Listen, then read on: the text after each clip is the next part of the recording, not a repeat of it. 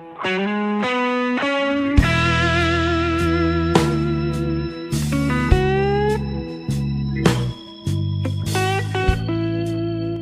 pagi, selamat siang, selamat sore. Kembali lagi bersama gua Rudi Komarudin. Selamat datang di episode terbaru gua.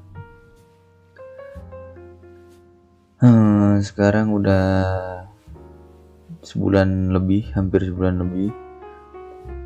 Indonesia lockdown dan semua masyarakat Indonesia tidak boleh keluar rumah. Cukup menjenuhkan mungkin ya, sangat jenuh. Jadi setiap hari itu cuman diam di kamar, buka HP, main game, baca buku, ngopi, ya gitulah keseharian gua yang mungkin tidak ada seninya ya, tidak ada yang kegiatan yang kurang bermanfaat. Oh ya, 4 hari yang lalu selama 4 hari itu mungkin gue ada kegiatan yang cukup memacu otak gue untuk berpikir ya, karena ada beberapa teman gue yang nyuruh gue untuk kerjain skripsinya, bagian skripsinya. Mungkin ada salah satu teman gue yang Rud, tolong dong bantuin gue kerjain bab 3. Ada yang bantuin buat latar belakangnya. Ada yang kayak gitulah, yang nyuruh gue untuk kerjain dan bantu ngerjain, beresin proposal skripsinya. Ya, gue sebagai teman merasa terpanggil gitu. Nah ini ada asalnya nih. Tidak ada yang gratis, men. Walaupun ke teman itu perlu pelumas atau pelicin ya. Ya sebagai tanda terima kasih aja lah, nggak matok harga berapa ataupun yang kayak di bengkel skripsi kan. Yang gua tahu itu di kota Sumedang aja, jadi kota gua aja 3 bab itu sampai 2,5 juta kalau gak salah. Gua harga ke temennya cuman cukup lah buat beli rokok sama kopi sama kuota, gak banyak amat. Nah mungkin itu kegiatan gua kemarin, dan maka dari itu yang tadinya gue ingin rilis podcast episode kedua ini kemarin akhirnya bisanya bikinnya sekarang. Jadi sangat membetekan lah hari-hari karena virus corona ini, karena gue termasuk orang yang setiap harinya itu harus ada pencapaian atau goals yang gue harus capai. Asli gue jujur, bukannya gue orang tertata atau orang yang sangat tertib terhadap kegiatan yang harus mempunyai planning yang dan sebagainya. Gue memang orangnya seperti itu. Jadi ketika misalkan dalam 1 minggu ini gue gak ada kegiatan, itu sangat menjenuhkan, man. Asli. Jadi misalkan besok nih apa nih yang akan gue kerjain. Nah, gue ini termasuk yang orang yang seperti itu. Jadi jika tidak ada yang gak akan gue kerjain, ya jenuh, man. Paling ngopi terus. Itu adalah kegiatan yang flat gitu, tidak ada faedahnya. Oh ya, dari yang episode pertama gua, banyak sekali yang, bukan banyak sih, adalah beberapa orang teman gua, ada yang juga yang gua tidak kenal, nanyain di Instagram gua. Ya paling banyak sih teman gua yang nanya, kenapa sih lu bikin podcast, kenapa sih lu gue kan udah jelasin ya di episode pertama gue itu, cuman alasannya itu, why-nya itu atau mengapanya itu kurang relevan ya, atau kurang berbobot gitu. Jadi kemarin gue cari-cari lagi dan gue rasain manfaatnya sendiri saat bikin podcast atau sebagai podcaster. Ternyata ada beberapa manfaat, khususnya mungkin bagi diri gue ya, gue yang ngomong sebagai podcasternya, dan mungkin juga ada manfaatnya bagi kalian yang mendengarkan gitu. Alasan yang kemarin itu, yang pertama ya karena gabut mungkin ya, ngisi waktu luang gue karena gue gak ada kerjaan, jadi apa aja gue kerjain gitu. Nah terus manfaatnya selanjutnya itu melatih public speaking gue gitu, karena gue ini termasuk orang yang pengalaman public speakingnya itu terbilang gak bagus-bagus amat lah, standar lah. Nah gue termasuk orang yang kayak gitu. Pengalaman gue ngomong di depan banyak orang itu pas gue jadi ketua pelaksana acara Agustusan di daerah gue lah. Jadi waktu itu gue terpilih sebagai ketua pelaksana acara Agustusan, dan gue harus menyampaikan sambutan gue di acara puncak, dan itu mungkin ada 50 orang lebih yang menyaksikan, lebih mungkin ya 50, 80 sampai 100 orang mungkin lah yang menyaksikan dan mendengarkan gue ngomong di depan. Dan itu asli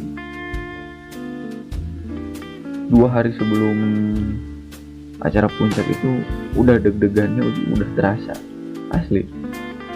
Pengalaman ngomong di depan banyak orang ya, kalau di depan anak-anak kelas waktu SMA sih agak terlalu memacu adrenalin ya, cemen itu. Nah ini di depan langsung terjun ke masyarakat, langsung memacu adrenalin gua, dan mental gua itu kena asli. Tangan pada dingin, ngomong juga belibet. Nah dengan podcast ini mungkin yang manfaat yang terasa oleh gue melatih public speaking gue ya, walaupun waktu rekaman ini gue sendirian, tapi kan podcast ini atau audio ini akan didengarkan oleh banyak orang. Nah jadi itu termasuk melatih public speaking gue, cara ngomong gue, cara menyampaikan pendapat gue yang ada di otak gue keluarin semuanya. Nah itu melatih public speaking secara bertahap. Nah itu mungkin salah satunya. Yang selanjutnya apa ya, manfaatnya itu yang terasa oleh gue tuh personal branding mungkin. Nah istilahnya tuh agak-agak keren ya. Personal branding itu sebuah cara memasarkan diri atau image kita secara individu. Jadi kita itu memasarkan diri kita ke publik. Nah itu melatih ya secara personal branding itu, memasarkan diri gue baik mungkin di bidang ya pertemanan, gue jadi banyak kawan, jadi banyak teman, banyak yang mungkin yang kedepannya mungkin ada yang kenal gue, yang tadinya tidak kenal jadi kenal gue. Terus di bidang bisnis mungkin bisa, kalau gue punya bisnis sekarang nih mungkin juga gue akan memasarkan produk gue. Gue punya bukan produk sih ya, karya yang berbentuk buku atau tulisan yang bisa kalian baca di aplikasi Wattpad. Akun gue namanya Rudi Komarudin dan judul bukunya Raga dan Rasa. Cialah, promosi anjing. Nah, itu merupakan manfaat dari segi personal branding yang terasa oleh gue gitu. Mungkin juga selain pertemanan, bisnis, asmara juga bisa nih mungkin. Siapa tahu ada yang tertarik kan. Kepedean gue nih. Selain ngisi waktu luang, public speaking udah, personal branding juga udah, apalagi membangun networking gitu, jaringan. Jadi ya termasuk sih tadi juga ke personal branding. Jadi banyak yang kenal gua juga, yang tadinya gua gak kenal mungkin jadi kenal, yang tadinya deketnya biasa-biasa aja jadi biasa aja, jadi lebih deket gitu setelah mungkin mendengarkan podcast gua. Apalagi yang podcastnya itu yang isinya manfaat yang terasa gitu, manfaatnya oleh pendengar gua gitu. Bahas apa ya kali ini, bingung gua. Ya tadi gua baru bangun tidur, langsung buka HP. Biasa kan kegiatan orang-orang zaman sekarang itu, kalau bangun tidur itu langsung buka HP, cek sosmednya mereka gitu. Siapa tahu ada yang baru, apa nih, gosip-gosip yang baru, berita-berita yang baru. Di timeline gue aja lagi banyak berita-berita mengenai virus corona dan lagi booming sekarang tuh narapidana yang dikeluarin dan tertangkap lagi melakukan tindak kriminalitas di luar gitu. Jadi akhirnya mereka tertangkap lagi. Bodoh sih menurut gue. Ya mungkin gue akan bahas mengenai sosial medianya ya, karena banyak sekali mungkin yang menarik gitu untuk dibahas mengenai sosial media. Mungkin dari segi manfaatnya ya, dari segi penggunaannya, terutama sih menurut gue penggunaannya ya, dan tipe-tipe orang yang menggunakan sosial media ini cancuk sih menurut gua. Banyak sekali ya jenis-jenis sosial media, mulai dari YouTube, Facebook, Twitter, Instagram, WhatsApp, Spotify, yang kayak gitulah dan lain-lain. Ya mungkin dari kalian semua pada tahu ya, YouTube adalah platform video terbesar mungkin di dunia, yang orang-orang pada mau menjadi YouTuber atau content creator ya. Banyak sekali panutan-panutan di YouTube yang kaya raya, yang banyak uang, yang terkenal. Jadi anak muda zaman sekarang tuh tergiur akan terkenal dan kekayaannya gitu. Mereka gak tahu prosesnya. Ya mungkin yang secara insan, yang artis-artis itu naik di YouTube-nya itu gampang, tapi konten kreator yang seperti Reza Arab, terus siapa lagi ya, Raditya Dika mungkin dengan subscriber terbanyak sebelum Atta Halilintar dulu. Dia merupakan konten kreator yang murni, mulai dari nol, dan awal-awalnya bukan artis juga. Terus Facebook, nah ini isinya adalah orang-orang yang alay. Twitter apa ya? Wah, barbar nih. Sosial media yang menurut gua paling barbar, karena di dalamnya itu banyak yang nge-tweet atau update kehidupan sehari-hari mereka ya, penggunanya, dan bahasanya itu tidak ada etikanya sama sekali, men, asli. Kalau lo ngomong anjing, ya anjing aja, nggak disensor kayak apa. Kontut, nah, kayak gitu gak ada tuh. Semuanya langsung frontal, men, asli. Di Twitter itu asik menurut gue juga salah satu pengguna Twitter, dan ketika gue punya kekesalan atau ya lagi ada masalah atau sekedar ingin curhat ke publik, gue memilih platform Twitter, men, asli. Lega banget. Lo ngomong kasar juga gak ada yang larang, men. Dan penilaian orang Twitter itu, ya meskipun lo orang baik-baik, tapi lo ngomong jorok di Twitter, mereka akan nyangka lo adalah orang yang biasa aja gitu, gak barbar amat. Ya walaupun lo ngomong jorok atau kasar, karena di Twitter itu banyak sekali orang-orang yang seperti itu. Terus Instagram, wah ini adalah salah satu platform media sosial yang sangat digandrungi oleh kaum milenial. Banyak sekali penggunanya, dan banyak juga yang pamer. Mulai dari pamer pasangan, harta, ilmu, apalagi ya, karya. Mungkin bukan kalau karya bukan pamer ya, tapi mempublikasi atau menunjukkan bahwa ini karya gua gitu. Karya gua, lo mau nilai jelek atau buruk ya gue udah nerima gitu.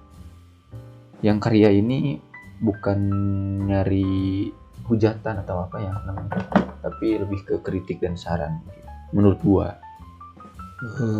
Apalagi WhatsApp, ya itu adalah media sosial yang ruang chatting lah.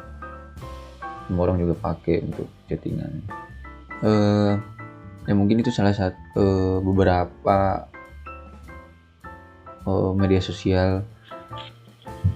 Semuanya juga, gue juga pengguna sosial media yang tadi gue sebutkan ya. Mulai dari YouTube gue juga pakai, Facebook punya, Twitter punya, Instagram punya, WhatsApp apalagi. Dan selama gue main sosial media, ya otomatis gue memperhatikan lah orang-orang, ya termasuk teman-teman gue ataupun orang yang gue kenal saat mereka menggunakan sosial medianya. Gue udah ngerangkum nih tipe-tipe pengguna sosial media. Banyak sekali di sosial media ini bapak dan ibu yang nyinyir gitu. Ya maksudnya yang nyinyir itu yang mungkin kebanyakan cewek. Ya adalah beberapa cowok juga yang bisanya itu menurut gua nyindir, update statusnya ini mungkin di instastory-nya dia nih, contohnya dia nih lagi kesal sama temennya, tapi dia gak berani bilang langsung, jadi update-nya itu cuma nyindir gitu. Padahal ke orang tersebut, ya ke temennya tersebut. Pengecut sih menurut gua gak pernah ya, asli, kecuali di Facebook waktu SMP. Kalau sekarang sih ala yang ini. Terus yang bisnis juga, wah ini yang keren nih, yang bisnis di sosial media. Jarang banget gitu yang mempergunakan sosial media untuk sarana bisnis dan mencari uang serta membangun bisnis mereka kecil-kecilan gitu. Gua juga pernah bisnis, asli men. Waktu semester berapa ya? Semester 3. Nah, gua ini mulai bisnisnya ini di bidang makanan, itu keripik pedas ini. Lumayan loh, asli. Gua dapet uang hasil keringat gue sendiri. Ya mungkin bisnis ini dibangun sama teman-teman gue itu kebagian 400.000 dalam seminggu, bersih. Jadi dalam waktu produksi 1 minggu, kan produksinya 1 minggu sekali, 400.000 itu udah bersih gitu. Jadi gue dapat 400.000 bersih, dan selama 1 minggu ada uang rokok, ada uang kopi. Jadi lumayan men, buat jajanin pacar itu mewah.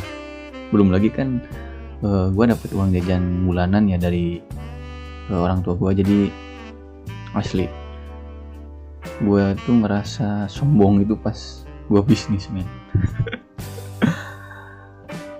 Nah, gue ini termasuk jadi apa ya, gue mengapresiasi orang-orang yang mulai bisnis di media sosial atau media online. Mereka gak malu, gak gengsi, dan mengenyampingkan idealismenya. Yang semua orang juga pasti suka nongkrong, ngopi, jalan-jalan, liburan. Semua orang juga pasti suka, tapi mereka mengenyampingkan itu. Mereka mendahulukan bisnisnya. Gue pakai bahasa Sunda lagi. Itu adalah tipe orang yang bisnis di media sosial. Gue sangat mengapresiasi. Terus banyak juga stalker di media sosial. Ini yang gue juga ngalamin. Ini yang sangat-sangat gak ada kerjaan men. Cuman lihat kehidupan orang gitu, lihat-lihatin. Ya mungkin kalau main contohnya nih di platform Instagram, stalker di Instagram itu yang biasa-biasa aja, ya mungkin mereka cuma scroll, oh si ini upload foto lagi di Dubai misalkan, terus oh si ini lagi di mana atau sama siapa gitu. Tapi yang stalkernya ini sudah level max nih. Mereka itu mengklik profilnya, terus ngeliatin foto-fotonya, instastory-nya, sampai mereka tahu tanggal lahirnya. Terus mereka tahu si A ini misalkan lagi berantem sama siapa, lagi deket sama siapa. Mereka sampai tahu men. Stalker yang levelnya udah max ini sampai tahu dari A sampai si Z-nya si Anu misalkan. Asli. Jadi menurut gue ini gak tahu, stalker ini gak tahu nantinya dibikin materi gibah atau gimana ya, gak tahu. Mungkin gue cuman ya pernah lah dulu stalker ya, walaupun gue pas gue punya pacar stalker mantan gue yang dulu, mau lihat mukanya kayak gimana. Rata-rata yang namanya mantan itu pas udah putus lebih kelihatan cantik, lebih kelihatan ganteng. Ngerasain loh seperti itu. Gue sih ngerasain men. Entah itu ya mungkin semakin bertumbuhnya usia semakin memperhatikan penampilan. Gak tahu ya kenapa bisa kayak gitu. Gue juga gak peduli men. Nah terus di sosial media ini juga banyak orang-orang yang pamer ya. Yang tadi gue udah ceritain, mulai dari pamer harta, pasangan, keharmonisan, berbagi keharmonisan, terus perasaan, pamer perasaan. Ini banyak sekali yang pamer perasaan di sosial media, apalagi di WhatsApp, status WhatsApp. Woi anjing, gua lagi kesel nih, terus ngantuk nih, lapar nih, sambil update foto Indomie. Gua pernah tuh. Jadi banyak kok yang pamer tentang perasaan, entah itu sedih, senang, marah, bahagia. Jadi banyaklah seni-seni di tipe pengguna Instagram ini, banyak sekali. Yang menurut gue sih lucu men kalau diperhatikan. Terus apa lagi ya? pencari informasi. Jadi si orang ini menggunakan sosial media ini untuk mencari informasi. Jadi ya sekedar melihat berita, terus ya berita-berita yang lagi viral gitu. Nah, si pencari informasi ini hanya sebatas itu aja, nggak sampai dia nggak sering update, nggak sering post foto juga kalau di Instagram, kalau di Facebook atau Twitter nggak sering update status. Jadi mereka ini hanya pengguna yang menggunakan sosial medianya ini untuk sekedar mencari informasi aja gitu. Terus mungkin yang menurut gue yang ini nih, yang orang yang paling aman, yang mencari aman, kata-katanya gimana sih ya, adalah orang yang cari aman menurut gue adalah orang yang pengguna Instagram atau media sosial yang pasif gitu. Jadi sosial media ini oleh orang yang pasif ini hanya yang penting gue gak ketinggalan zaman, yang penting gue punya. Jadi dia itu jarang aktif, jarang login atau jarang online gitu, hanya sekedar punya aja gitu. Biar misalkan ditanya, oh teman-temannya lagi ngomongin Instagram, oh punya Instagram gak? Oh lo kok diam aja? Gua punya, tapi gue jarang gunain. Jadi dia itu flat aja gitu ya, orangnya nggak ada apa ya, nggak ada seninya menurut gue orang yang kayak gitu. Apaan sih ini bahasan kurang absurd ya. Mungkin segitu aja lah pembahasan dari gue kali ini. Nanti kedepannya mungkin akan bahas apa ya, gue sih inginnya bahas pendidikan. Ada si teman gue yang sama semester 8, dia mengambil jurusan pendidikan, guru ya, dan dia juga udah jadi guru ngaji. Terus gak tau ya, kalau gak salah di Purwakarta. Kedepannya gue ingin kolaborasi dan ngobrol-ngobrol mengenai pendidikan, kalau guanya gak malas. Tapi insya Allah lah gue usahain. Ya cukuplah sekian dari gua.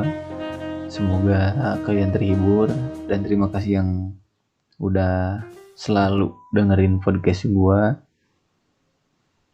yang ngomongnya juga masih capruk. Segitu aja lah. Sekian dan terima kasih.